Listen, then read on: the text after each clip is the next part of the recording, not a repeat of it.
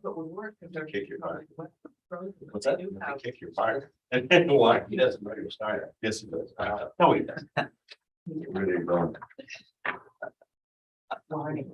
Shut up. I wouldn't do that. Very nice. David, I did, and then the chair appropriately still that. Okay, we're going to get started on the monthly meeting of the Maine Commission on Governmental Ethics and Election Practices. We have all 5 commissioners here in person, which is a rare privilege and pleasure. It's terrific. We have John Bolton, who's appearing by Skype. Can you hear us, John? I can. Good morning. Outstanding. Good morning. We can hear you. Ain't technology wonderful? It is excellent. Jonathan Wayne is here. So let's start with agenda item 1, which is the ratification of November 30th minutes. Make a motion, we approve the minutes. Is there a second? Second. Any discussion? Let's vote. Everyone who agrees with approving the minutes of November 30th, please raise your hands. Perfect. Oh, I forgot we Yeah, could. we could vote. I know, isn't that great? Little things. It is. Agenda item 2 is rulemaking. Has everyone had a chance to look at the proposed statute change?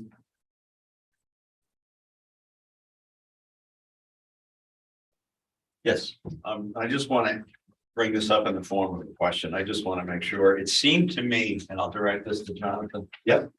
That the most significant piece of this was around the timing of who and when they can start collecting the contributions. And I just wanted to make sure, because there's citation in here somewhere that for staff, this is a busy time within the election cycle. So I just want to make sure that we're not unintentionally overburdening the staff by otherwise doing something which seems like the right thing to do. We think it could be a slight increase in burden, but we think it's worth doing what is being asked, because we should be responsive to the caucuses. So Okay, that was the overall message. great. Mr. Wayne, would you care to give us just a little summary? Yeah, sure. So these are rule amendments that were proposed 2 months ago. We received some comments in writing and some comments in person. And so the rule amendments would modify our hearing procedures, or the rules regarding our hearing procedures, to be the same as the statewide standard under the Administrative Procedure Act. It would also provide that once a candidate turns in qualifying contributions to us by check or money order, they could not be returned to the candidate. If the candidate has collected them and doesn't turn them into us, and for some reason doesn't qualify, then they're free to either return them to their contributors or donate them to us. And then in the case of the online contributions, Well, it's not a donation to us, it's a donation to the European Election Fund. thank you for that. No, absolutely. It pays for a small piece of the program. Thank you. We also amended a rule to be consistent with statute, because there was a statute change that said candidates could not spend Maine Clean Election Act funds on parties after the election. So we wanted our rules to reflect that. And then we were looking to make a change to the rule that relates to when there are replacement candidates that come onto the ballot and they're replacing a candidate who is withdrawn or has passed away. What is the time period that they can collect qualifying contributions if they want to be a Maine Clean Election Act candidate? And in response to the comments we received, the proposal now is, as soon as the Secretary of State has received notice that a candidate is withdrawing, or they announce that there's a vacancy, the candidate could register with us and collect the qualifying contributions. So it's an earlier start date. And that's, I think, would be more handy for the candidates. You know, it might mean a little more monitoring and helping on our end for candidates who don't qualify for the ballot or to be their nominee, but that's okay. So, Does anybody have any questions for Mr. Wayne? Yes, please. The candidates on the chart, and that's the company that's most of them seem to get approved by their county committees or whatever by July. How many weeks after that do they have to complete theirs to be determined to qualify for collecting the minimum? So the rule has stated that they could, at the end of the qualifying period is, falls about the third week of August. So they would have until June to like the third week of August. Actually, the rule as it's written now gives us the discretion to select the end date. But I think we would naturally do what we've done in the past. I'm just talking about the ones from the 22 cycle. They had to, so if a candidate qualified on July 25th or entered in July 25th, they would have only had until August. Right. That's right. Yeah. So that was quite a lot of pressure for candidates. Yeah, I mean, we think it was doable. Yeah. But so they would have to wait under our old rule or our current rule until after they're nominated at their local party caucus, and then they would have until say the third week of August. And we always thought it was doable, but naturally candidates want to get started early. So we would know in June they're gonna try to be the replacement candidates. And this rule change would allow that. Yes. Yeah. Any other questions for Mr. Wayne? Okay, I'll move that we adopt the rules as written. Is there a second? Second. Is there any discussion? Okay, I'll put it to a vote. The motion is that we adopt the rules as written. All in favor, please, no. Just one question. Sure, these major and substantive rules, They are. Yeah. Thank so you. they all are approved. They still have to be approved by the legislature. Yes. Right. Yeah. No. So everyone who approves of adopting these rules, please raise your hand. Terrific. Thank you very much.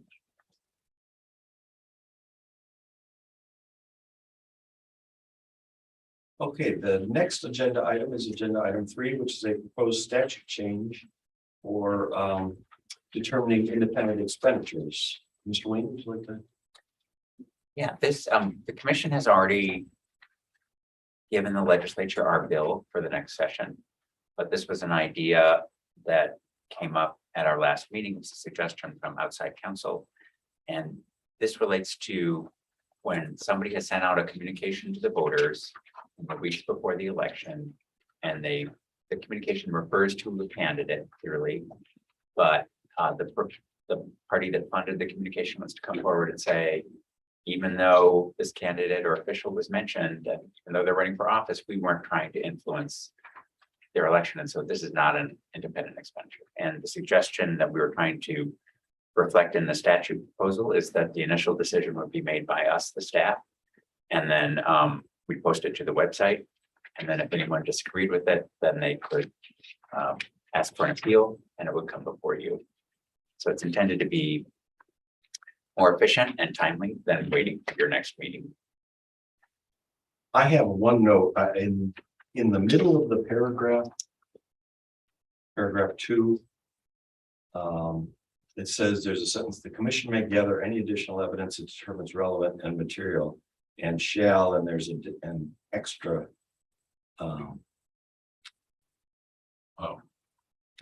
And shall. Yeah, and then the commission shall. There are too many shalls. There's a lot of shall. Yeah, and I noticed that this morning too, and I am pretty sure that is not in the version that we gave to the revisor. I think that as we were preparing this, something got lost in translation. But even if it was in the submission to the revisor, they will catch it. Those- And there's also a redlining process. Okay, So I appreciate you bringing that up, but I'm hoping that's not moving forward, but we can correct it. okay, great. Yeah. Great. Commissioner Hasty. I have a question, Jonathan. If a party who has had it run by, they file and the commission staff gives its initial approval, does that give any protection to that party if subsequently somebody appeals it and they lose it? Are they going to be protected by acting in reliance on the commission staff or not? Or is that just? Sorry, I didn't mean to interrupt. Yeah, we do have a plan for that, because I remember that comment when this came up earlier and we've held on to that thought. So we we don't have to address it this way, but I was conferring with John Bolton and we were thinking that in our upcoming rule proposal, if somebody gets a favorable determination from the staff, or even if they just make I guess it would be if they get a favorable determination from the staff and they rely on it, presumptively, there would be no penalty if it turned out in your decision a report was due. If you think that covers the situation, Okay, it just seems like somebody ought to be somewhat protected if you. Yeah. If you're reliable. yeah, or even if, I suppose, even if they make the request and then they get an unfavorable determination from staff, I think. And we'll write it up and give you a chance Yeah. to comment on it. Maybe they should have like a grace period after getting the unfavorable staff decision to file the report without a penalty. I don't know. So I'm not sure, but we'll write it up and you'll have a chance to look at it. Great. Okay. Yeah. Commissioner Leclerc. Yes, thank you. In reading this, the language is changing focus from with the intent to influence to for the purpose of influencing. And so, I mean, we're the cases that I'm familiar with recently, we've had ads for one candidate that included an image of a second candidate who was running for a different office at the same time. So my question here is, if you have a candidate's ads that includes a second candidate, it'll be hard to ever argue successfully that that ad was for the purpose of influencing the nomination. If you use the word "the," I'm just. Oh, You see what I'm saying? So like, I think we did one where former Congressman Poliquin had a picture of Governor LePage. I can't remember which way it was, but if that ad ran and somebody complained about the inclusion of Governor LePage's image, it would be hard to argue that that ad put out by Congressman Poliquin was for the purpose of promoting the purpose. I'm just looking at the specificity of the language and the use of the word "the" there. well, there is still time to change that. That was actually part of what we submitted to the revisor's office. Yeah. But I hear you loud and clear, and I relied on for the purpose of, because that's in other parts of our statute. But you're right, it has this sort of practical problem that, I think it would negate. yeah, I can't imagine a case where somebody could possibly successfully argue that, Yeah. we didn't put the ad out for Governor LePage, we put it out for Congressman Poliquin. You know, yeah. I mean, oftentimes things can have multiple purposes. You can try to achieve this objective, but also have a secondary or. So You could maybe say with a purpose. yeah, and I'm sorry I didn't catch that. no, Meeting. no problem. Fortunately, there is this redlining opportunity where the revisor gives us back to us, so we can make that change in the next version. Yeah, I was kind of looking at his eyes. He's licking his eyes. No, I'm looking at this. Mr. Bolton, you have anything to add? The only thing I guess I would say is I think that a change along the lines proposed would be. It seems fine to me, with a purpose. I think that the overall intent here is to change it from a legal standard that requires you to sort of get inside the mind of the person who's producing the advertisement, and changing it to a more objective standard where you look at it from the perspective of a reasonable person who's seeing the ad, which just makes the fact finding. I think it's a more sensible way to go about the fact finding, and it's a standard that's easier to apply. So, and I don't think this change would affect that aspect of the proposal at all, which I think is kind of the heart of it. I think that's right. So, okay. What's the difference? I'm sorry. Oh, no, go ahead. What is the purpose, the difference really between the intent to influence and the purpose? well, of first, influencing. we had no strongly held views on that. And if you like with the intent. Well, I mean, I would want to hear if John has any opinions on Yeah, that, but Maybe. we could just stay with the intent. We're trying to get away from subjective intent Right. of the Right. person. We're like being mind readers of what was going on in their heart and their head. Right. And so I switched to for the purpose, just sort of casually, because that's a phrase that's used in other parts of our Oh, okay. statutes. But if you like. No, I understand that. We could stick with it. It still gets into the mind of the proponent. But if it's another area of the statute, I have a problem with. I mean, you could use the effect of influencing too. I'm probably getting into the weeds here, but my main concern in commenting this morning was the use of the purpose, A singular a purpose. singular purpose. So, and with an effect of influencing, I think that seems to get away from that. As you say, getting in the mind, because what's the purpose, intention of purpose could be. What's the time pressure on this, Mr. Wayne?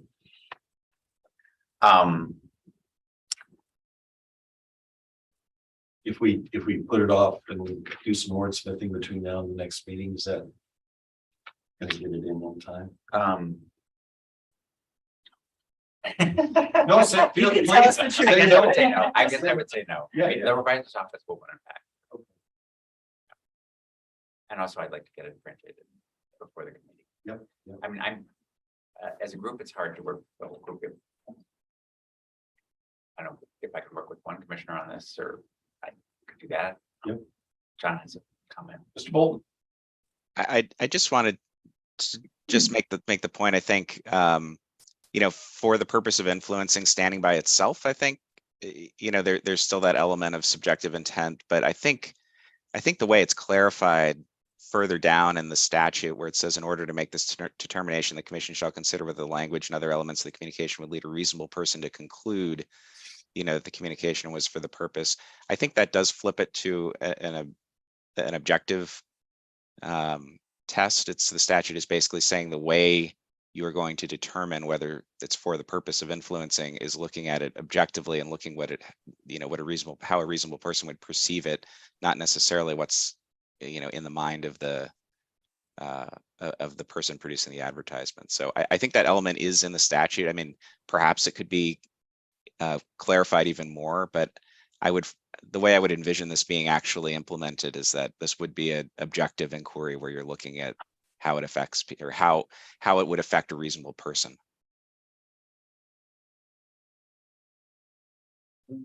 I understand that. I don't disagree with it. I still have a problem with the word the. And it's been submitted already, Mr. Wayne? Yes. Okay, so, I would propose that, or I'll move that, when it comes back for our review, it's changed, the language is changed to say with a purpose of influencing in the two places that, well, actually the several places that appears. And I hope that addresses your concern. Is there a second to that? I'll second it. Okay, any discussion? I did like your suggestion of had an effect of. I don't know, I think that if the goal is to try to get it out of the mind of the person and into the actual, that was good language, I thought.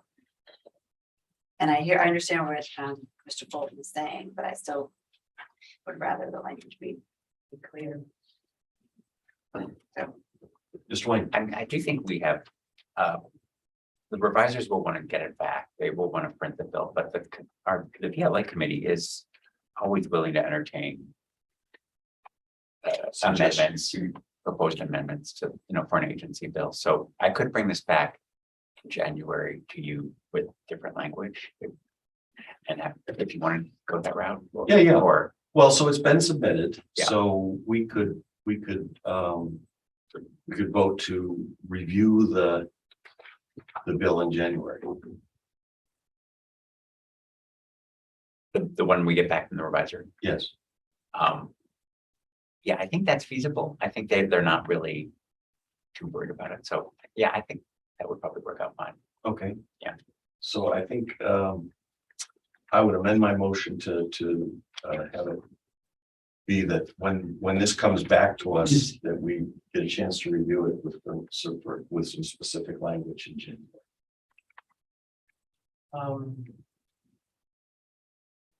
So it comes back from the reviser, and then you're saying we would get a second chance to make such changes? The reason I'm bumbling a little bit is I don't really remember. It's very unpredictable when the revisor's office will just send it back to us. It could be January 1st, it could be January 15th. And so they do like to get it back within a week, but if I call them and talk to I them was and gonna say, what say, would prevent I us think, from inserting something now? I mean, oh. Yeah, contact them and saying, we'd like to change the Oh. language now. nothing, I think that'd be fine. That they probably haven't even worked on it, so that'd Yeah, probably yeah. be fine. Okay, We should, we're talking about it now, maybe. Yeah, we should just talk let's about do and it. Make a decision. Yeah. yeah. So what's your proposal? Well, I don't want to take credit for it. I like Commissioner McCutcheon's proposal of had an effect of, which is to, with the purpose. So that. That's where's the first time. Under 21(1)(b). Unless the person, party, committee, or political action committee making the expenditure demonstrates under subsection 2 that the expenditure did not have the effect of influencing the nomination. And then changing the subsequent purpose language to similar language of had an effect of. Mr. Bolton, would you weigh in on that? Yeah, I think that would be okay. I mean, my initial concern as I started thinking about this is that would this open the door for somebody who produces an advertisement that clearly would otherwise clearly fall within this to argue, well, there's no proof it had any effect, right? So in the real world, even if a reasonable person would view it as advocating. But I think as long as you keep in the provision about how the determination is made, I don't think that will be a problem, because I think it'll still be the way you determine the effect as you look at how a reasonable person will perceive. So I think that would work. And that's explicit in the statute. further Correct. Yeah. Yeah. So I think it'll be okay to I don't think it'll open that door given the language later on. And to be clear, just to an effect as opposed to through effect. Right. Yep. Is that? We could say a purpose or. And That's how I. Yeah, I've been trying not to open my mouth on personal standards because I feel like we're approaching the point where we're wordsmithing something we may not need to and using up collective time. And I'm not saying that to disparage any of the comments. So with that said, I will add, what about the idea of something like with an apparent purpose?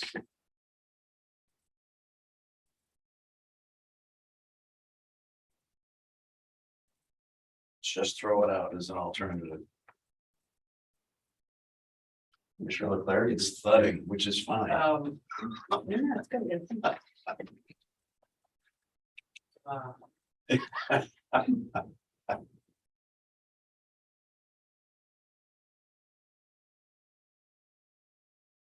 I think the more words we insert, it can become more confusing. I will quickly cleanly withdraw that comment if I may. okay, Forget I ever said it. okay. I think if,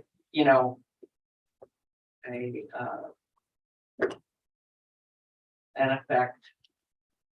Yes, so why don't you make a motion and we'll. That we change the language in 21, the proposed language, 21A M.R.S. 1019 /B 1B to an expenditure with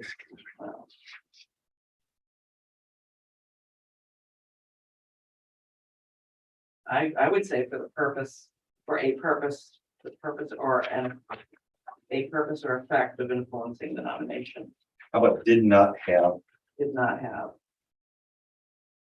the expenditure did not have, Demonstrates. Expenditure did not have, yes, Purpose. A a purpose. purpose or effect of influencing the nomination, election, etc. And similar change at subsection 2 the other places where. was the commission shall determine by a preponderance of the evidence whether the cost was incurred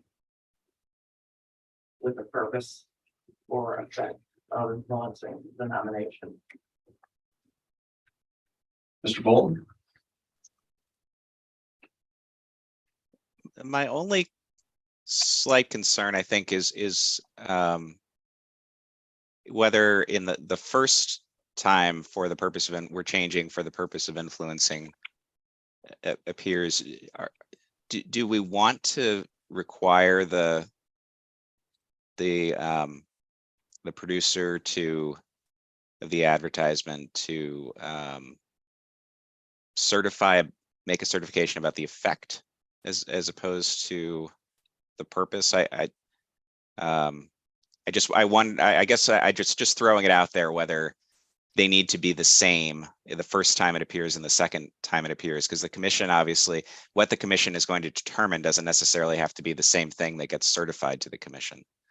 So I wonder if it should just be purpose in terms of what gets certified to the commission, but then the commission can consider effect as well, as well as I see what purpose. you're saying. Yeah. Yeah, I see what you're saying. Yeah, that makes sense. Commissioner Easton. I wonder how we can determine if an advertisement had an effect or not. How do we know if it had an effect? Well, I think I think the purpose, I agree with you on a purpose, but how do we know what the effect of an ad was? it's the reasonable person standard. I guess, which is, but is, so based on what Mr. Bolton said, I would modify my motion to just say did not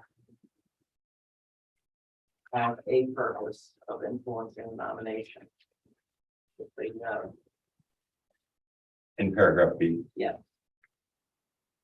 1B, yeah. Paragraph 2.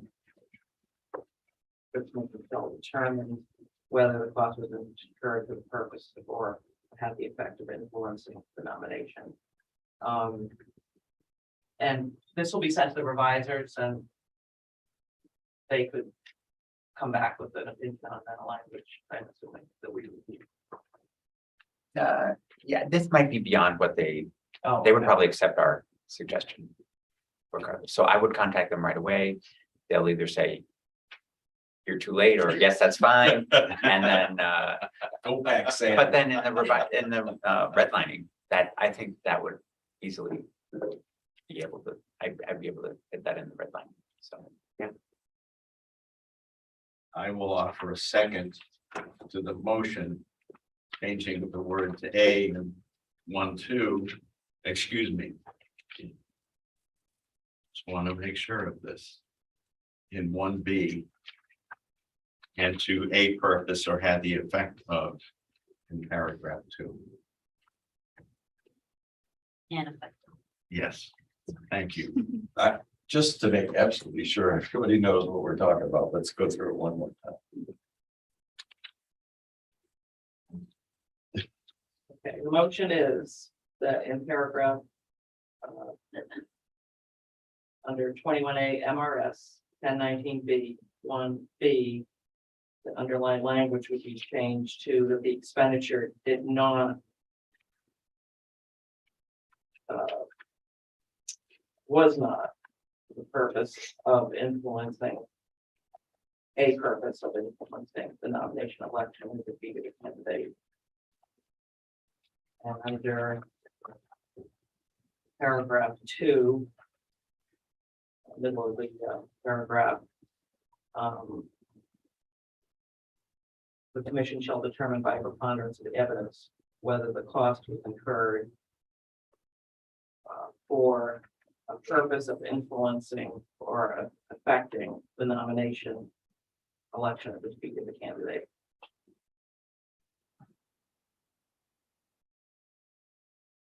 For the purposes also down further again in that paragraph, would that also be changed? Yes, I would think so. Yeah. I would think so too. It's Yeah. So, and then further down was for a purpose of influencing or affecting an election. Well, sorry, not, I know we're, now we're in the wordsmith rabbit hole. I think for a, I thought we were talking about language of, was for a purpose of, or had an effect of influence. Okay. Which I think is different than, Or. Could you say that again, please? so, and we're talking about paragraph 2 now, because I agree with your language Yeah. on 1B, paragraph 2 now, so the commission, let's go. For the commission shall determine by preponderance of the evidence whether the cost was incurred for a purpose of or had an effect of influencing the nomination. And then same language, 3 sentences down. A purpose or had the effect of influencing an election.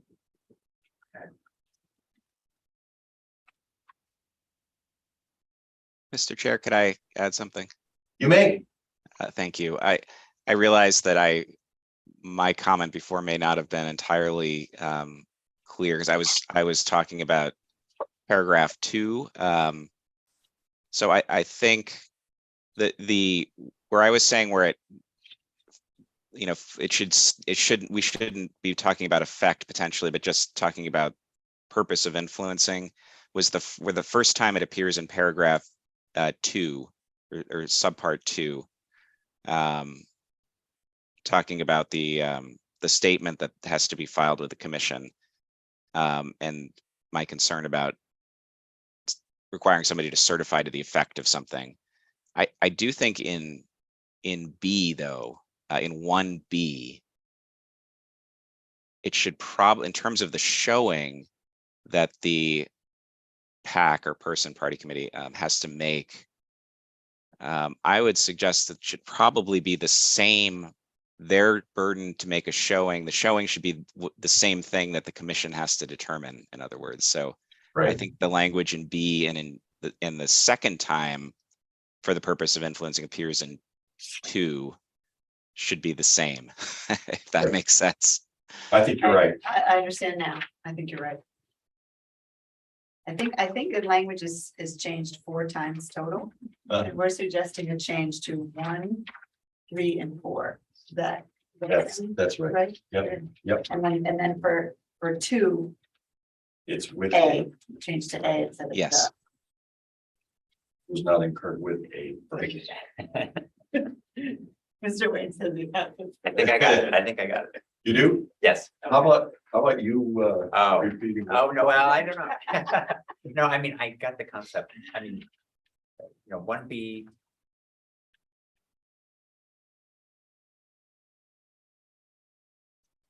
So, all right, so 1B.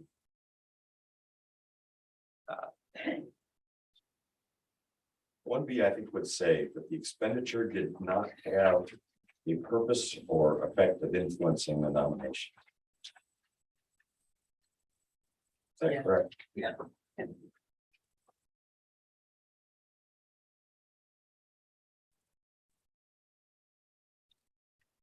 I think in paragraph 2, The first time it appears, I think it should say with a purpose of influencing. right, got that.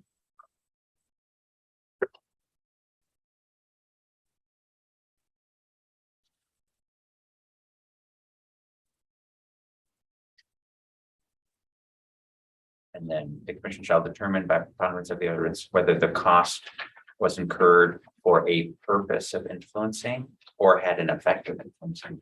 Or For a purpose of of influencing or affecting. I can use that language, right? You want to have parallel. Oh, with, If they purposed or had an effect of Okay. influencing. Well, I think it's, you want to have, if you're saying influencing, you want to have affecting. Or a purpose of influencing or affecting. Well, I would, no, because then it's still purpose of affecting, and we're getting with the purpose of influencing or had an effect. Okay. So I was thinking with a purpose of, with a purpose or had an effect of influencing or.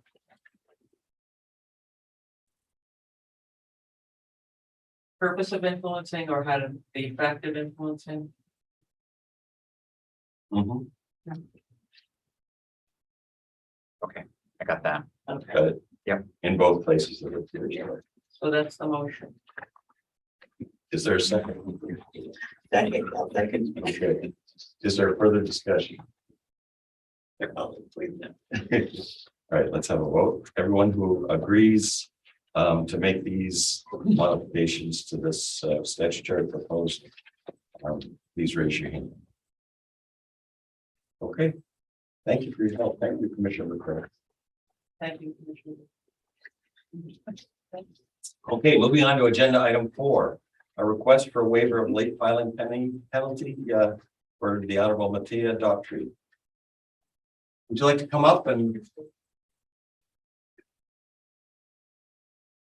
I'll start by having Mr. Wayne kind of give us some background, and then I'll give you a chance to speak with us. So this is State Senator Matthea Daughtry, who ran for re-election this year, and her campaign was required to file the report 11 days before the general election. It was due by 11:59 p.m. on October 28th. And she was working with Benjamin Gagnon to have the data entered into the report and have the report filed. And she notified us, well, we didn't get it right away, but she let us send an email at 6 minutes before midnight that she couldn't locate Mr. Gagnon, and the report hadn't been filed, but she was able to get in touch with him shortly after midnight, and the report was filed at 12:13 a.m. So under our procedures and our laws, that's considered 1 day late, and the preliminary penalty amount is $658.21. And in the last couple of election cycles, the commission has tended to reduce these late penalties in the case of a good faith error or some sort of good faith reason it wasn't filed on time to something in the range of $300 to $400. The reason it's not a full waiver is just to reinforce how important it is to get these reports in on time. So the the preliminary staff recommendation would be $300, but it's all within your discretion to go lower if you'd like. And we weren't really sure why Mr. Gagnon wasn't available. So if there was more information that they wanted to provide that could persuade you, maybe a lower penalty would be in order. Sure, thanks. Senator, how are you? Welcome. Doing all right. Good morning. Thanks for having me, and thanks for allowing me the opportunity to speak. Sure. So a little bit of the background for me, I've been working with Benjamin Gagnon on all 2 of my Senate campaigns, and he's been doing the filing to help Rebecca Shepherd and myself. On the date of October 28th, we had spoken earlier in the evening. Everything was all set to go. Pretty, regular, we've been doing this enough times and we take this very seriously. I have to say that this is something that my entire life I've been serious about. And since I've been a politician, I've been really passionate about finances and transparency. I think that's been evidence. It's my first violation. It's also evidence in the bills I sponsored. So I do want to say that I apologize wholeheartedly that I was late, and that this is very humbling and a good reminder of all the various checks and balances we have in our system. Like most Maine politicians, I work another job. I was heading into my brew shift at the brewery that I co-own. So we spoke before I was going in. I thought everything was fine. I did not get home until 11:40 at night. And luckily I checked my email and noticed that the report had not been filed. Immediately panicked, tried to get a hold of Ben, could not reach him, which was highly unusual. So I was concerned, one, because I couldn't get a hold of him. Logged into the system, naively forgetting about the change in statute that I could not actually file my own report. Tried to see if I could do that, tried reaching out to the commission, basically had poor Ben's cell phone on repeat speed dial, and literally was about to have my keys in my hand when I was able to finally get a hold of him at 12:06 a.m. It's, not my story to tell, but Ben did have a family emergency in the days prior to the deadline and had been under an immense amount of stress, and he had fallen asleep. And so he immediately, the second I got a hold of him and I was assured that he was okay and that life happens, we were able to get the report in. So just wanted to provide a little bit of background and explanation, and once again, apologize for the late delay. Thank you very much. Are there questions from commissioners? Okay, I'll make a motion that we reduce the penalty to $300. Is there a second?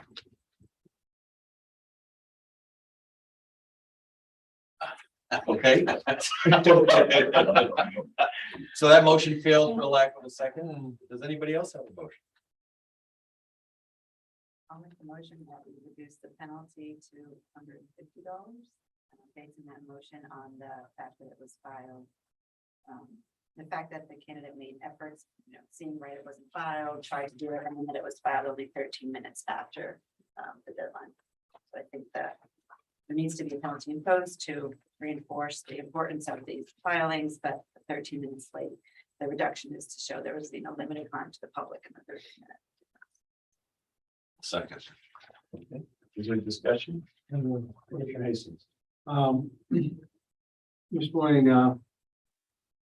in there, our write-up, it indicates in the bottom of page 1 that registered users include both the candidate and treasurer. But I understand, was it true that the senator was unable to file her own report? So she's not an allowed user. She is an allowed user for all purposes except filing the report, and that does reflect the way the law reads. Some years ago, the commission made a proposal to the legislature, which the legislature accepted, which was that in order to have a little bit more accountability and to make sure the spending of Maine Clean Election Act funds was at least seen by one person other than the candidate before it was filed, that somebody else other than the candidate, often the treasurer, should see the report and actually file the report. And so Maine Clean Election Act candidates actually can't, under the law, file their own reports. And so we changed our e-filing system to reflect that law change. So the candidate is not a registered user? So, we have a candidate, we have different roles in the system. For candidate committees, there's the candidate is a special kind of user, the treasurer is a special kind of user, and then they can appoint authorized agents. So the candidate is a user. They are authorized to enter data. They don't fall into that category of authorized agent because they're the candidate. So they are an authorized user. They don't have the status in the e-filing system of authorized agent. They have the status of candidate. I hope that was clear. They're authorized to, they can enter data. So and some candidates will even though the law might contemplate that that's a treasurer duty, and a lot of the times the candidate's sort of running the show. So the candidate knows all the expenditures. They can enter all the data. They just can't file the report to be consistent with statute. And we can always, if you think that's too restrictive, we can always propose a statute change. Well, I'm seeing here a candidate that would have pushed the button on time had she been allowed to. Yeah, right. No, that's a good point. Yeah. So it was even though the candidate did everything possible to herself. Yeah. I just find that's a bit of a dilemma for a candidate, which probably only has one other person available to file, most of them to file a report. And so we're finding a candidate for something that somebody. Yeah, it's a good point. And That's a lot a of really good candidates come before and say, the mistakes are often, by the other person saying, well, it's ultimately my responsibility, and this candidate. took that. I did my own report, so it was much. Yeah. I did too. I guess I've lost track of the fact that we've changed that. Yeah, it seems like it's a situation of good intention, a well-intentioned law. It was something that previous commission members supported too. In order to add more accountability to the system, to make, there is a small risk of not Senator Daughtry, but other candidates misspending money. Mhm. So just like there are accounting procedures here in the state where different people have to have different roles to make sure money is spent appropriately. The idea was to have someone other than the candidate file the report and be aware of what the expenditures were and to attest that they are being correctly reported. That was the whole thought process behind that. But there can be unintended consequences like this where the candidate cannot file the report. So if you think the balance is wrong, we can always ask the legislature to change it. Is there any way to have both? And I'm thinking, I'm saying it loud here, you know, because I understand the intention behind the law, but I also, you know, this is an unfortunate circumstance before us. Is there a way to account for both possibilities? I mean, to have the candidate file the report or, To have there be accountability, but also let a candidate that gets not. oh, well, there, the law does contemplate that the candidate and the treasurer are jointly liable for penalties. However, Mr. Gagnon is technically not the treasurer. I can look up the law. He's an authorized agent, so I don't think the law would hold him responsible. Mhm. If I may add into something if I'm out of turn, the other thing, at least in my legislative policy hat on, that I think is a discrepancy in the law. Traditional candidates are allowed to file their own reports. And I fully believe that we need to be holding, no matter what is financing your campaign, to the same set of standards. And I don't know what the answer is, but that was honestly because of the change in the law since I've been in the legislature, why I kept, you know, mashing buttons, hoping that magic until File. the panic wore off and remembered that there had been the law change. But did just want to add that there is that discrepancy between traditional and Maine Clean elections for candidates going through the process. I'm glad to know that. I don't think that, you know, candidates who are financed publicly should have basically a penalty that wouldn't have been applied to another candidate just because this candidate is taking an election funds. I'm not okay with that. I mean this jokingly, but Senator, did you vote for the law that's gonna get you now? Most normal people would go to bed after this level of stress and panic. Did I spend a large portion of time trying to dig through my voting record to find it? Maybe. Did I spend too long reading through the entire statute trying to see if I missed something? With my poor partner saying that I should get normal hobbies? Maybe. But yes. I unfortunately couldn't find the exact roll call for this, where I'd have to look at the statute. Okay. I'm gonna withdraw. I'm gonna withdraw my motion. I think well, I don't know the proper procedure. If I withdraw it and make another one or what, but. I think we can unwrap it if the second agrees to unsecond it. Oh, I did. Yeah, of course. but I'd like to make some Yeah. comments at the same time. If I can do that. Well, it's, Go ahead. Well, I withdraw my second. Okay. That motion. Okay. I'm not very parliamentary and sometimes. no, that's fine. I just want to state what I think is very obvious to you. Mhm. That you have people here sitting as commissioners who have a lot of empathy for what happened in the presentation and who are trying to juggle. How do we stay consistent with law and regulations with each case that comes here? Yours is on the extreme of, holy cow, how could that many things kind of go wrong in the minute with all these good attempts? I get that too. Initially, before I heard your presentation, I wrote myself a note at home and it said, well, this is less than 1% of the financial activity for the period. So that's really kind of a token amount if we revisit the 300 to begin with. So now with your motion, I was down about the 0.44%, which is pretty low. I'm still going to argue that given our needs to be consistent, which you have championed recently, which I agree with, the intelligence and presentation of the candidate and our duty to just try to find the best landing place we can, that motion was actually a very reasonable motion. And I won't reintroduce it now because I think I want to hear from other people, but that's where I would. I am concerned that clean election fund candidates are in this instance would be treated differently than. Yeah. And I share that concern. Withdraw my motion.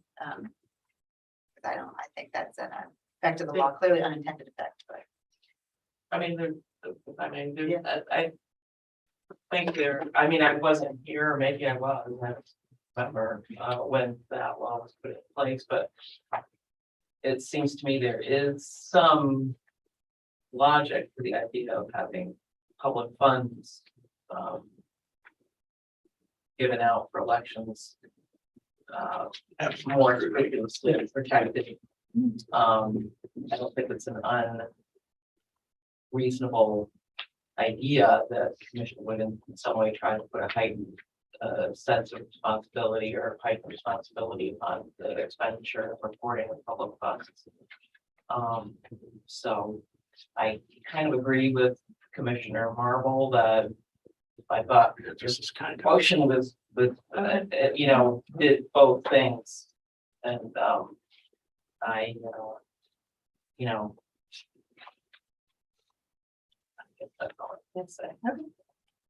Thought it was a good motion. And I'll say, Commissioner Hastings really brought this to light, but I think on the good faith scale, you're at the very top because you really, you made an honest good faith effort to file it on time and circumstances conspired against you, but I think you're real high on the good faith scale.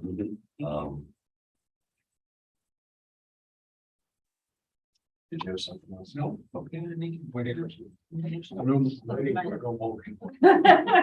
want me to make it again? Yeah. Okay, all right, okay, see this helpful. But I am concerned about that aspect. I agree with you about public funds needing a scrutiny, higher scrutiny, but maybe that means that candidates that don't qualify for public funding need to have the same restriction. Maybe that's the way to make it equitable. I am concerned that candidates shouldn't be treated differently. And people in the legislature of like minds could propose legislation to accomplish. I just food for thought. I think disparate treatment of candidates funded, funded. This is also not what anybody's intending, so I don't want it to have the effect of that. Yes. In any event, with those comments, I would make my motion to reduce the penalty to $150 for the. Good job, Ronald. Second. Okay, it's been moved and seconded. Is there further discussion? Okay, we should vote. Everybody who agrees on imposing or on reducing the penalty, $150, please raise your hand. All right, thank you. Thank you, Senator, for coming in. Thank you so much for your time.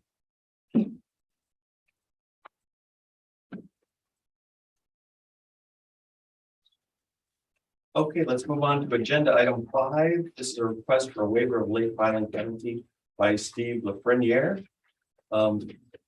Is someone here on that issue? Okay, Mr. Wayne. Let me just ask Julie if we're expecting Mr. Lafreniere. I'm not expecting any. Also, it's not 92. Okay. Okay.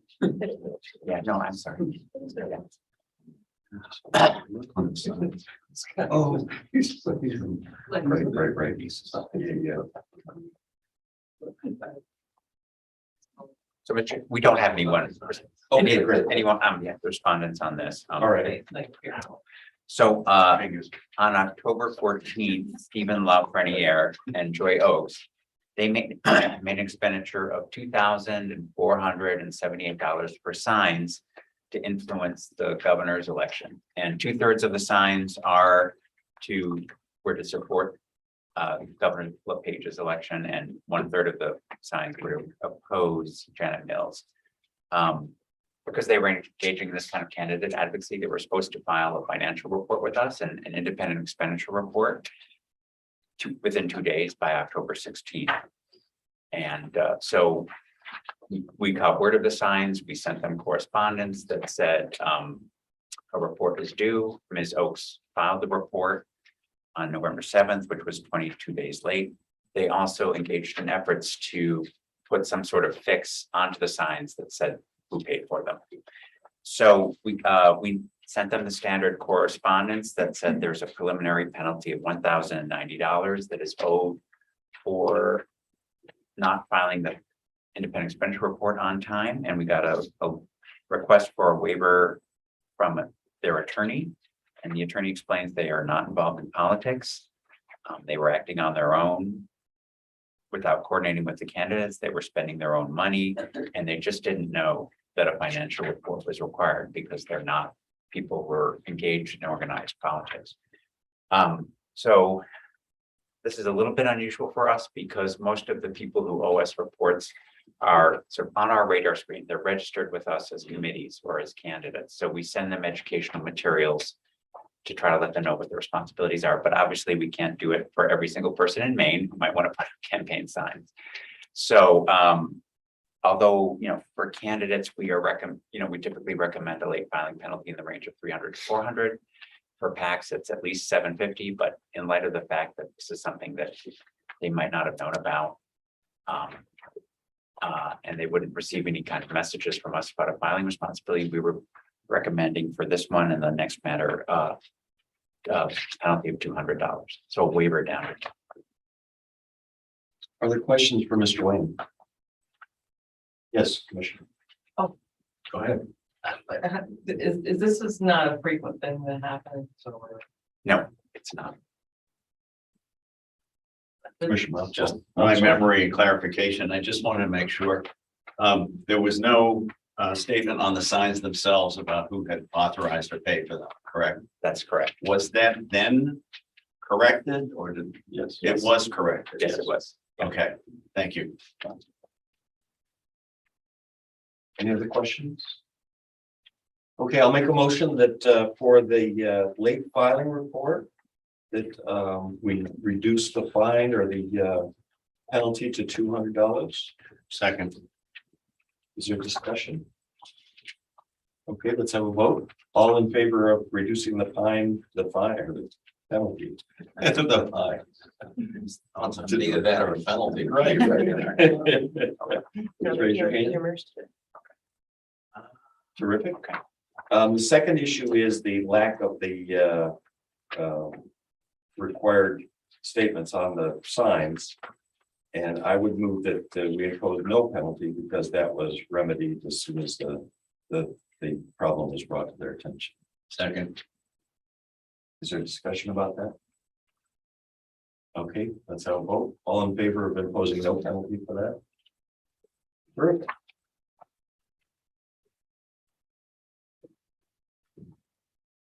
Okay, this is a agenda item 6. It's a request for a waiver of late filing penalty by the York Builder Alliance. Is there someone here to speak about that?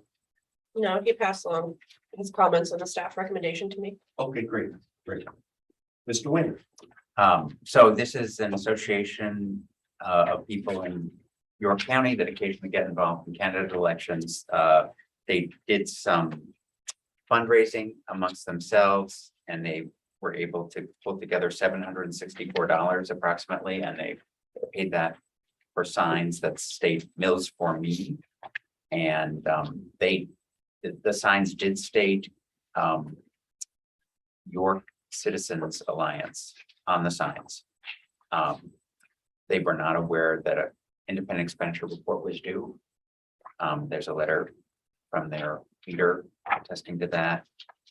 So ultimately, they did understand a report was due.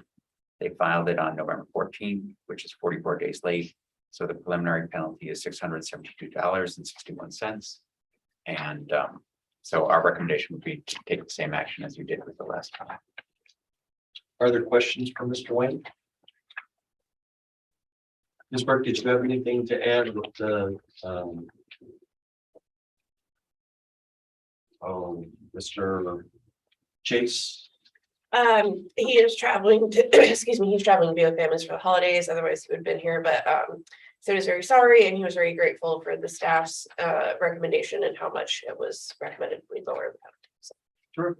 Thank you. Questions for Ms. Burke? Okay, I'll make, please. just an observation. Seems to be kind of a smithing, nitpicking morning. The financial activity in the previous matter was approximately $2,500, and this lists 764.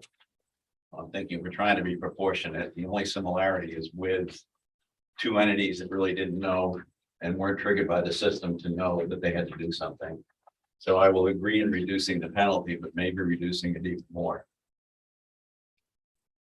I don't know how that strikes others.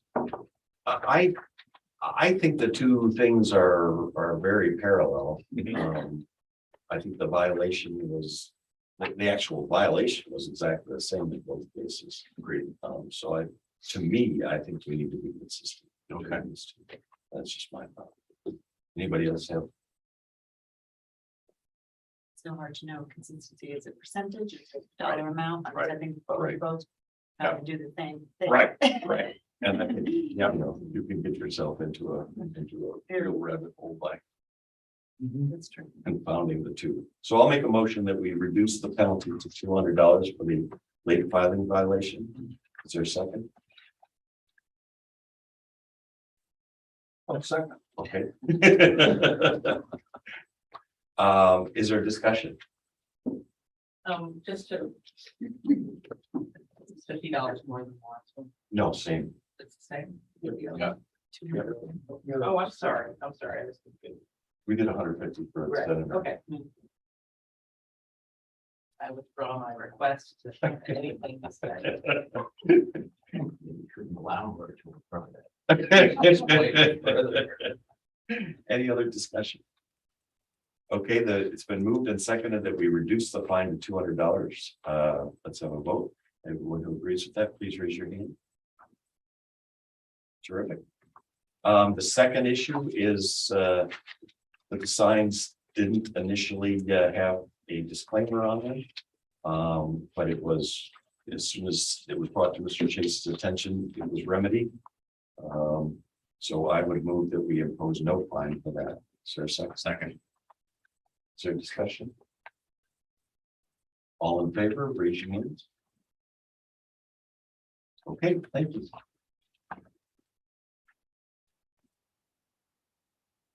Agenda item 7 is a request for a waiver of late filing penalty by Robert McCarthy. Is that you, sir? Yes, it is. Please have a seat. Thank you. What we're going to do is Mr. Wayne will kind of give us some background and we'll let you address this. Thank you, Mr. Wayne. So Mr. McCarthy was a candidate for the House of Representatives, District 93. He was traditionally financed, and the way the law works is that in the last 13 days before the election, and that time period is after their last regular report, if a candidate receives a contribution of $1,000 or more or 1,000 or makes an expenditure of 1,000 or more, they're required to file a special report within 24 hours just for that single transaction. And it's a way for larger transactions to be made available to the public and to the political participants. A lot of candidates never have to file the 24-hour report. So it's sort of a contingent report. And so on October 31st, that was 9 days or 8 days before the election, the candidate paid ADS marketing $1,100.31 for a mailing. And that's over the 1,000 threshold. So he was required to file a report with us by November 1st. The preliminary penalty for the late report is $308.09. The only other thing I wanted to add is to explain, and this is not in any way to pile on to Mr. McCarthy or embarrass him. I just want you to know how deliberately we go about trying to make sure candidates are aware of the 24-hour reporting requirement, because we know it could be a surprise. So if you'll just bear with me, the filing schedule, including the 24-hour report, is in this short candidate or quick guide that we try to get candidates to receive in person. It's right here. We also have a larger format guidebook, which is always available on request, and it's always on our website. It's also explained in this. We have a document called a filing schedule. It's just a one-page thing that is on our website. So we're hoping if people want to know when do I have to file reports, they'll refer to the filing schedule and it's there. Then we, as it was reproduced in the materials, we sent out a postcard with a notification about the regular report that was due on October 28th. And there's a little notice there that the 24-hour reporting period begins October 26th. And then our candidate registrars sent out on October 25th a very detailed email entitled Guidance on 24-hour Reporting Period. and explaining just exactly what the 24-hour period is doing and how they file the report. So I just sort of want you to know that we've developed procedures over the time to give candidates adequate notice of this. But even so, it does escape the attention of some candidates. So we have one matter now where evidently the candidate didn't know about the requirement. I think we'll have at least one for you at your January meeting as well. So that's all the background that I wanted you to be aware of. Thank you. Terrific. Yeah. Thank you, Mr. Wayne. Anybody have, commissioners have questions for Mr. Wayne? Yes, please. Like. Mr. McCarthy was traditionally financed. Does that mean he can file his own reports? Or- Yes, Okay. correct. So we have a different standard for traditionally versus. Right. publicly funded. And the rationale, and I just wanted to say that this is not a new change in the law, in spite of perhaps it coming as a surprise to Senator Daughtry. I think this has been the law since 2012, so we're now in the 6th election cycle. So, I must have voted. so I guess I think there's an expectation among candidates. This is my report. I should be able to file it, and we understand that that's there. But in fact, the law says they're not supposed to or can't. And that's been the way it has been for 6 election cycles. So if you feel there is an imbalance, we could move in one way or the other direction. We could, but, and we're happy to consider that. But that's, and the rationale for the law is, as Commissioner Leclerc expressed, that thought was these are public funds that are entrusted to the candidate. There's a should be a high level of responsibility. And so it's okay to have different roles and not have the candidate do the whole thing. That was the thought process. Any other questions or comments, for Mr. Wayne? Okay, Mr. McCarthy, would you introduce yourself and My name's Robert McCarthy. I was a District 93 candidate for the House.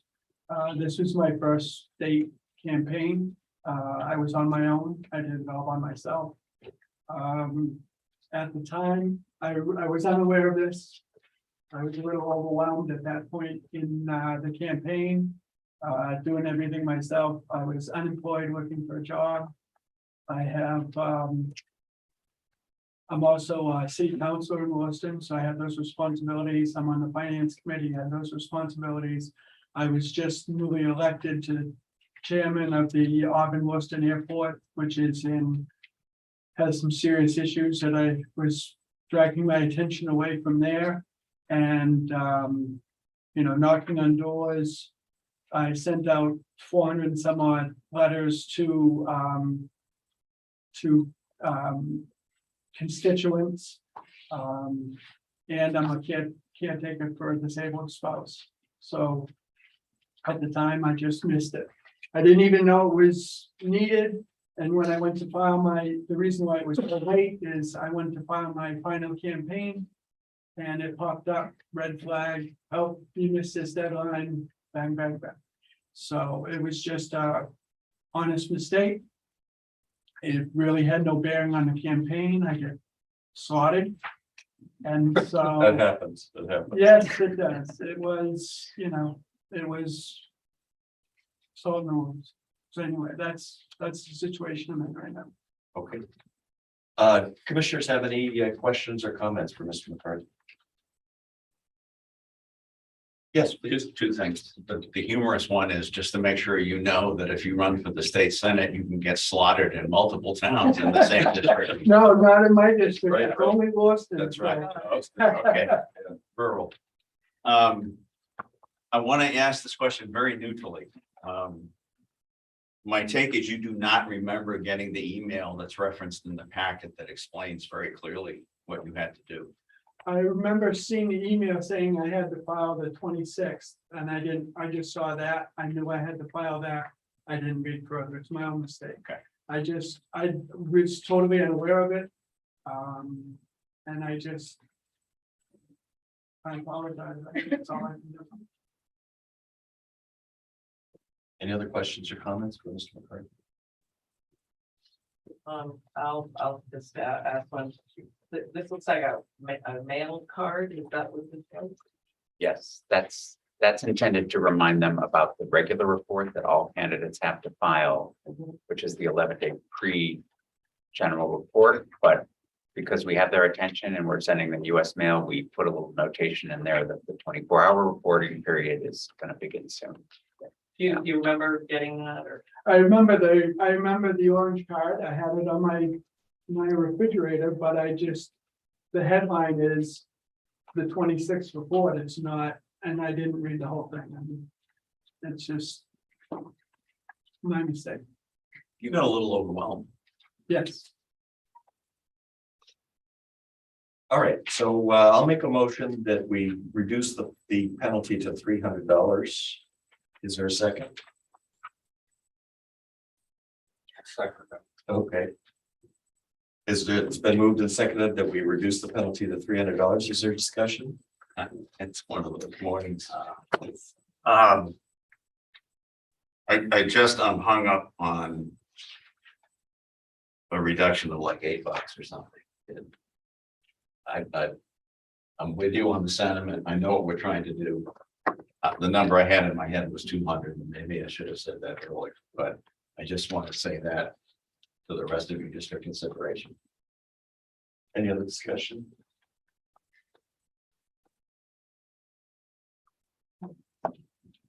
Commissioner Anderson? Yes, I mean, we have generally not reduced below $300. Mr. McCarthy, I mean, you've been very odd. I mean, you're obviously very busy, but the fact was you were given notice and you of the requirement and you missed it. I don't know, that seems to be, we have that in a lot of these cases. They in good faith tell us, we didn't realize we had to. And we still assess the same $300 fine. I mean, I'm not doubting a bit that you were unaware of your obligation at that time, but I don't see how this differs from the other cases. No, it's just a matter of where the lines are, David. I don't disagree. So tricky. Okay, are we ready for a vote? All right, it's been moved and seconded. Somebody say something. May I say something? Yeah, sure. Please. I mean, I didn't hear what you actually said, but on some of these, you reduced them to 200. 200, if you look at what's, I mean, I just have my sheet in front of me and I know you reduced one to 150, you reduced others to 200 Oh, today? today. Yeah, they were all different issues. So we're Different but similar. similar in some respects, but I mean, some of them you reduced by 80%. And Yeah, you're reducing mine by $8. right, we already had a little discussion about looking at it as a percentage reduction or as a kind of a standardized penalty. Commissioner Hastings? I think that we're dealing now with 24-hour reports, which are somewhat different than the general reports. I think there's a purpose for 24-hour reports. Right. Yeah, it's certainly more immediate. It's to give the public and your opponent notice that you've made a big expenditure. But the impact wasn't there. Yeah. Commissioner Newman, did you want? No, I just think I think you raise a fair point, and that's why it's good for us to say, you know, it's the monetary amounts differ based on the report and which reports, you know. are,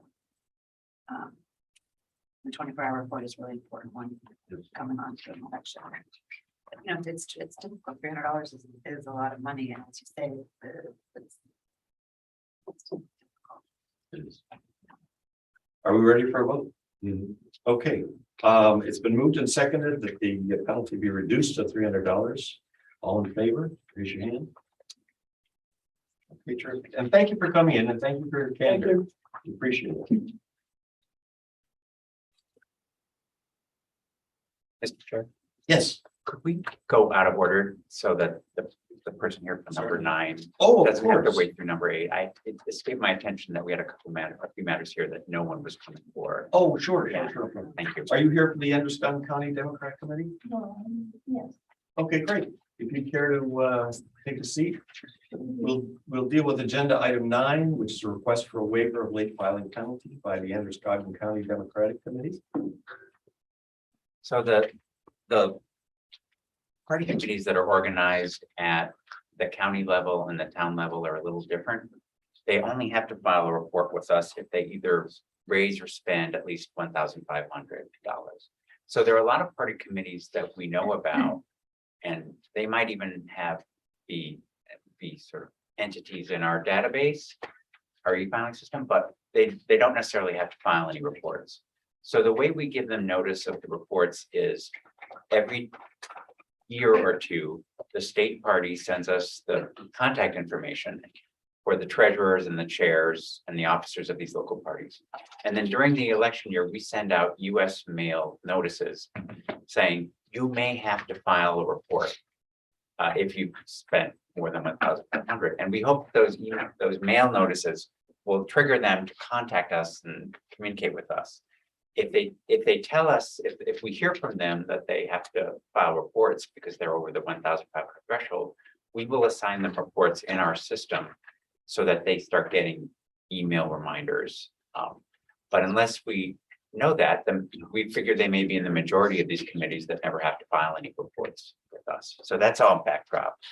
The Androscoggin County Democratic Committee was required to file an 11-day report by Friday, October 28th.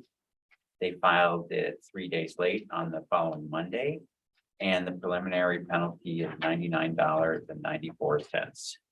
And a representative from the committee, Ms. Russell, is here today to speak in favor of the waiver request. And what I would also say is that oftentimes these the preliminary penalties are in the hundreds of dollars. Sometimes they are as high as the maximum of $500, and that there's been a track record of the commission reducing them to 100. And because the preliminary amount is $99.94, under the 100, it's not a hard and fast rule, but that was why we were not recommending anybody. Sure. Thank you. Are there questions for Mr. Wayne from the commission? Okay, are you Ms. Roussel? Yes. Am I pronouncing that correctly? Yes, you are. Oh, great. Thank you. Well, if you'd introduce yourself and tell us what you'd like. Okay, my name is Mary Russell. I live in Auburn. And I have been the treasurer for so many years for the county community. However. Thank you for your service. Oh, thank you. Thank you for allowing me to come today. I don't believe we have filed reports for the last couple of years. We have had our meetings by Zoom, and therefore we don't get to pass them.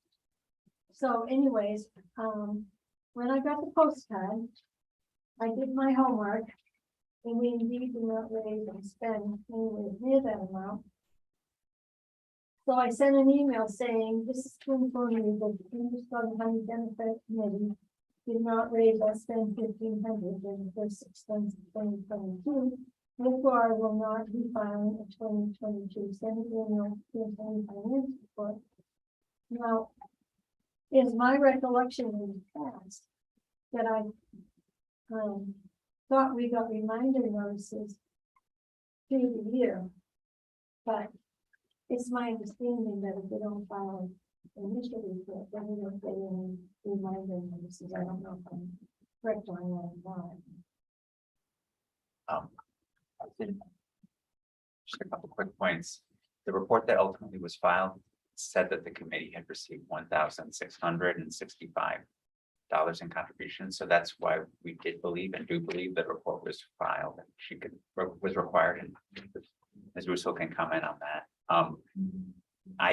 For several election cycles, we haven't been sending emails unless we assign the reports to the committee. And a lot of the contact information, we get these Excel spreadsheets from the parties that is supposedly up to date, but a lot of the contact information in our e-filing system is very old. It could be 7 years old, and some of those people have moved on.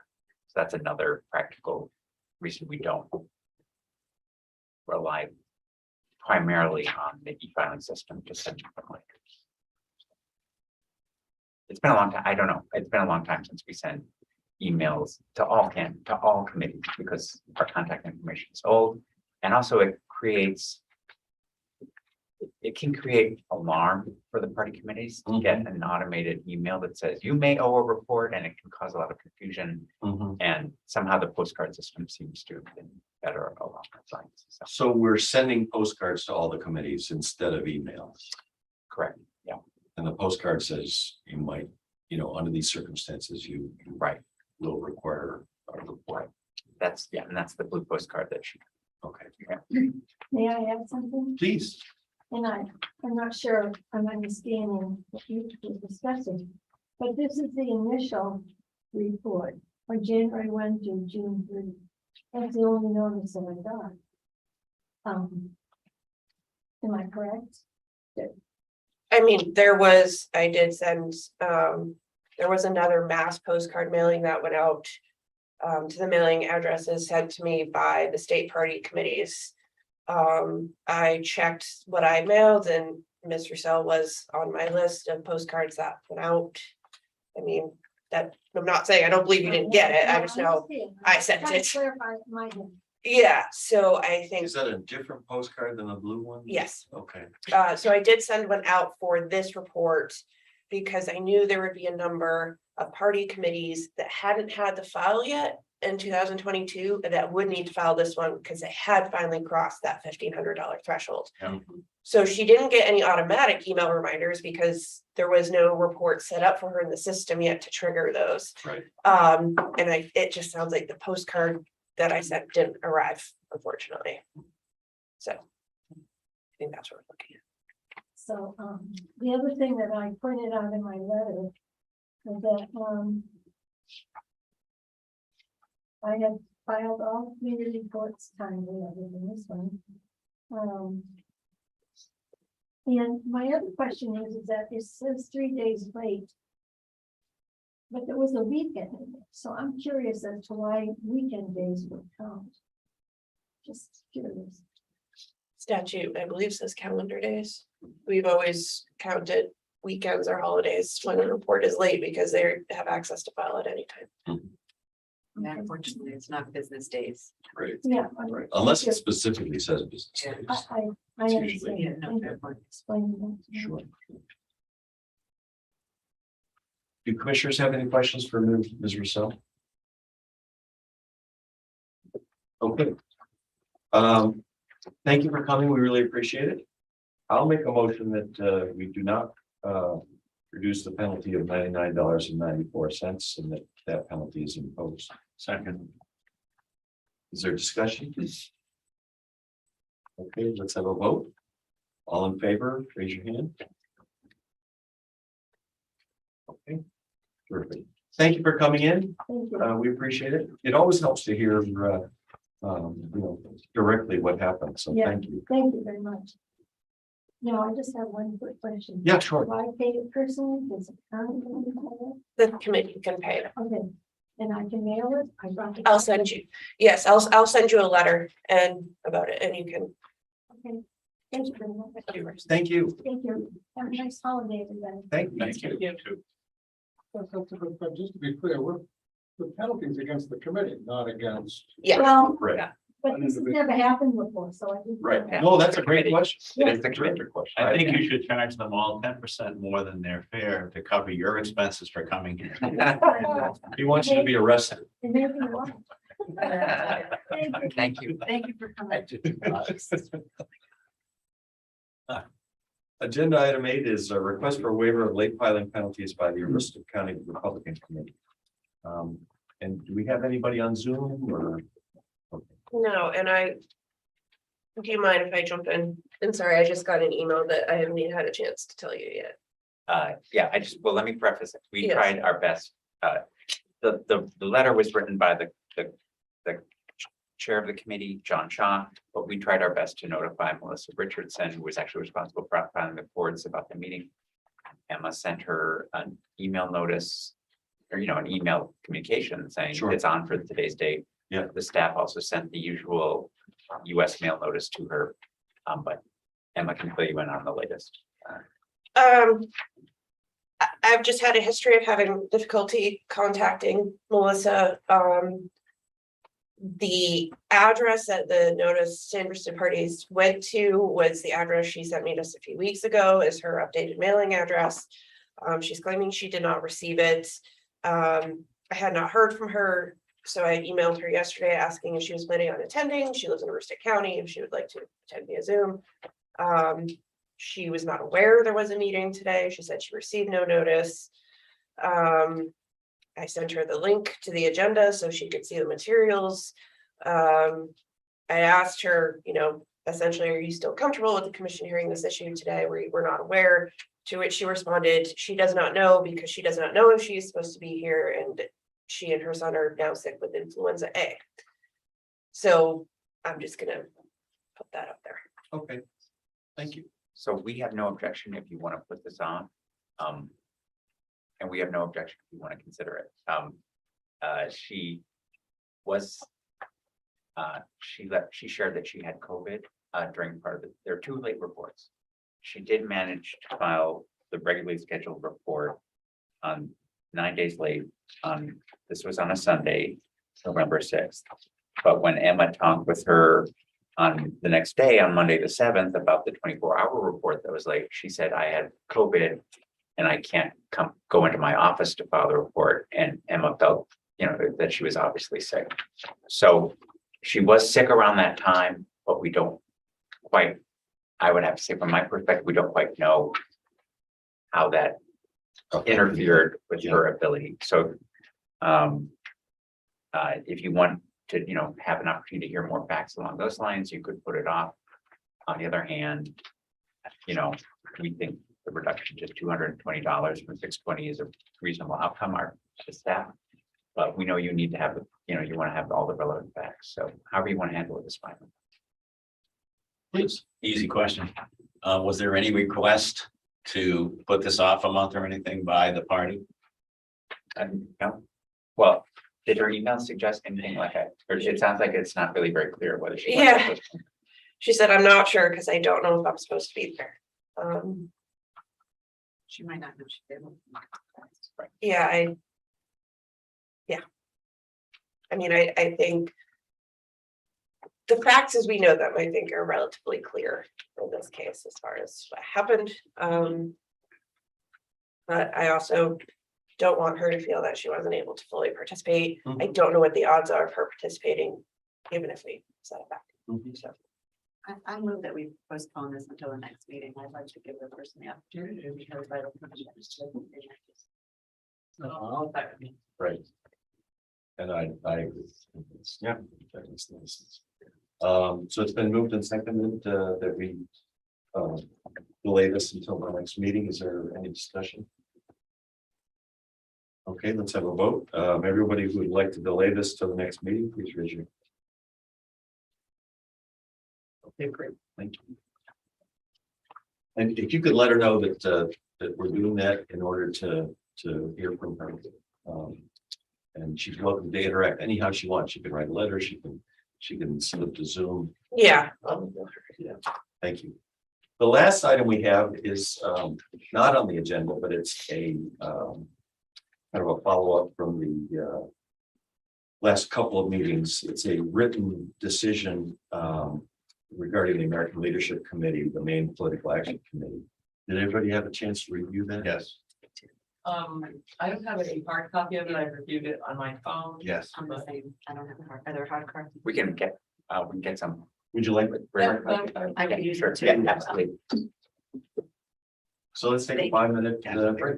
I know. Yeah. I'm with you. I'm with you on my.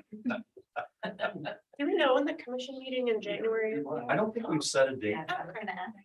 Yeah, yeah. I will hold off. Can you take us offline for? Yeah. Awesome.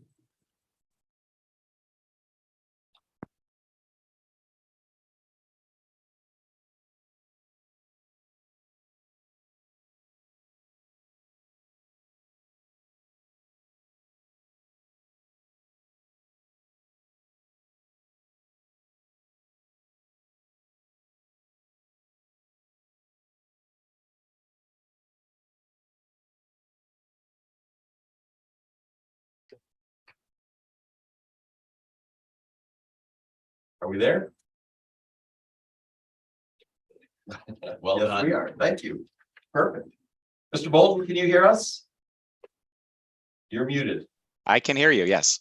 Awesome, thank you. Okay, as the last item of business, we have a written decision. In the matter of the American Leadership Committee, Maine Political Action Committee that we dealt with over the last couple of meetings.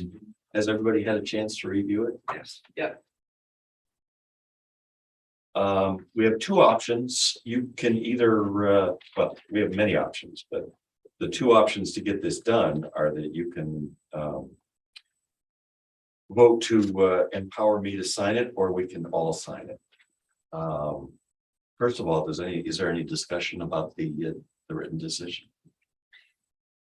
No, just to clear, this is just has been reduced to writing our decision from the last. Correct. meeting. Correct. It's the decision that we've already implemented. Right. And this is, it makes an awful lot of sense to get it down on paper so that there's guidance going forward. No, I agree. I just want to. Yeah. That's the only comment I would have. I think it accurately reflects what we did, and I think that it's good practice to set it out like this. I agree. And I that's it. Those are the two salient points. Commissioner Eastman. I agree as well, and with this line, I would move that we authorize, that we approve this written determination and authorize the chairman to sign it on behalf of the commission.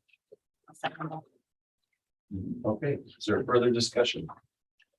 Mr. Wayne? Yes, Mr. Wayne. No, I was just previewing in my mind, something, other item of other business that I wanted to raise in the chair, and somehow Dennis detected that, and I That's why the apologize. sly smile. Yeah, no, How about Mr. Bolton? Mr. Bolton, do you have any thoughts? No, I reviewed the decision before it was forwarded to you all, and I have no concerns. Terrific. Okay, that having been said, it's been moved and seconded that this written determination is approved and that I am empowered to sign it. Everyone who approves, please raise your hand. Terrific. Thank you. I will sign it on our behalf.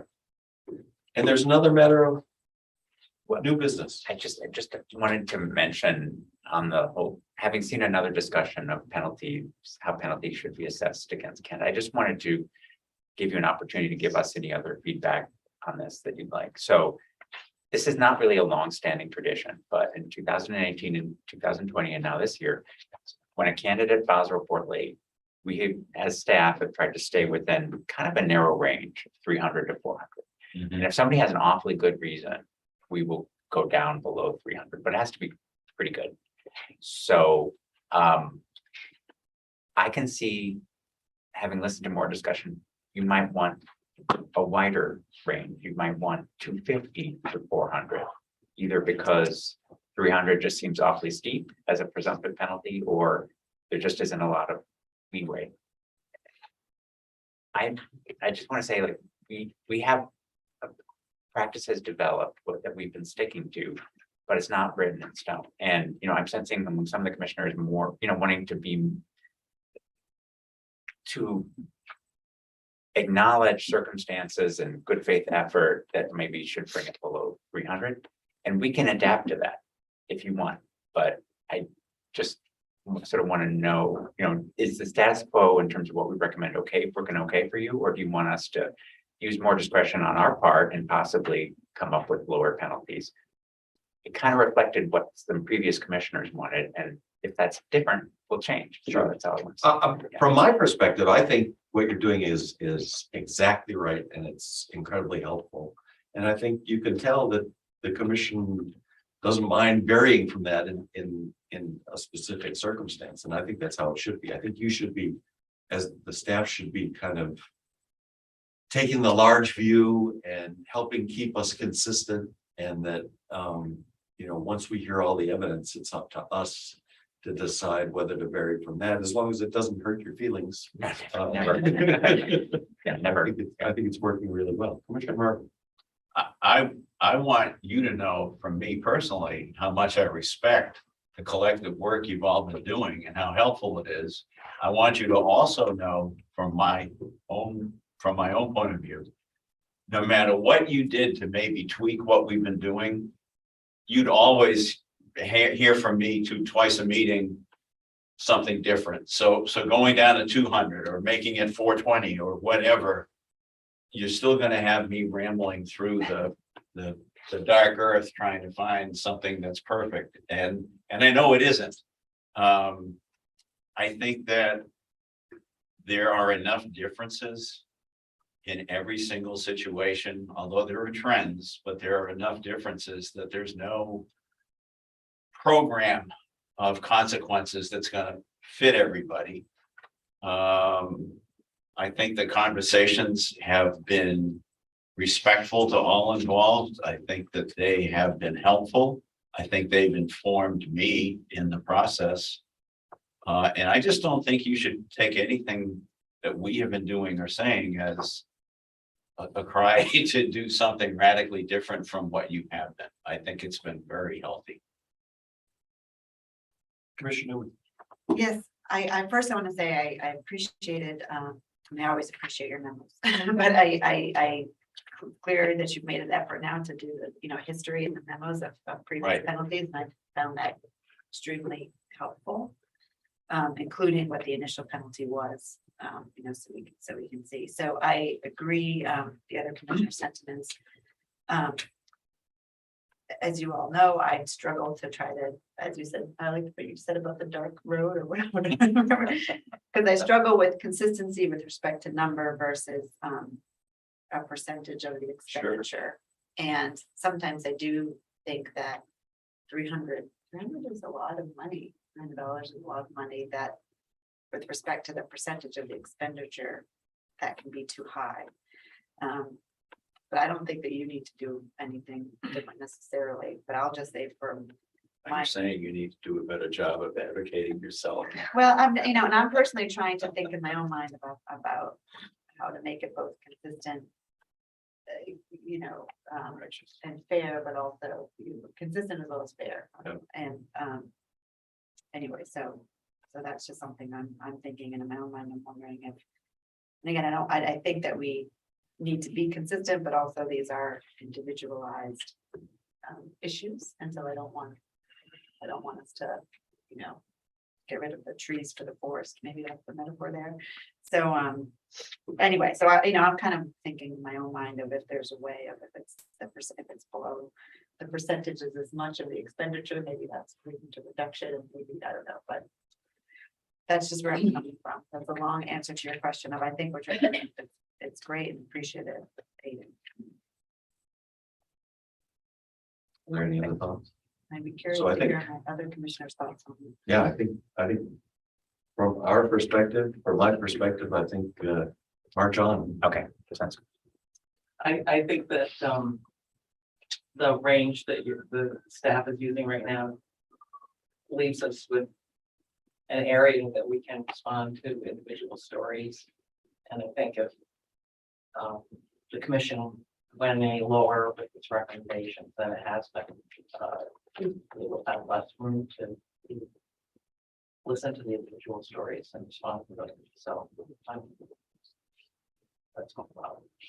And I guess I just want to be clear for the public that may or may not be listening, I don't think any of us view this as a range of any kind of mandatory fine or anything like that. We're trying to be consistent with guidance, but we absolutely, and as you've seen, make adjustments based on the circumstances.